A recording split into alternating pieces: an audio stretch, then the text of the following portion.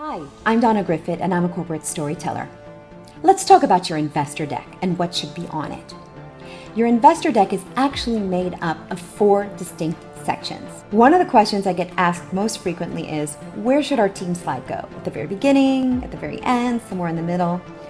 Well, there's no one answer to that. There's different schools of thought. I'm here to get real with you and talk to you about probably what no one will tell you. Nobody cares about your startup. Well, your mom might, but nobody does unless you can explain to them why what you're doing really matters and is important. What if an investor asks you, aren't you just like XYZ competitor? It's okay. Sometimes they just throw that in there for a mix. Breathe. I tell stories for a living, but there's one thing you should never be telling a story about, and that's your numbers.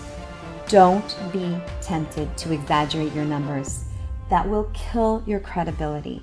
And let's talk about the elephant in the room, the money. You have to be able to prove that your startup is capable of making money. You need to have a clear business model. The thing is, right now, you might not be charging. You might just be growing your user base and it's free.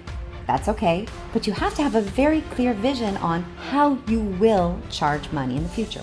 On your ask slide, which we've already established you need to have in your investor deck, you also want to put your round objective.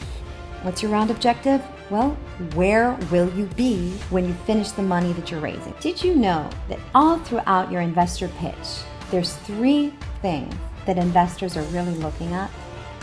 3 things. So how do you write your company blurb? The good news is, if you watched my segment on elevator pitching, you already know how to write or speak briefly. So use the same elevator pitch format.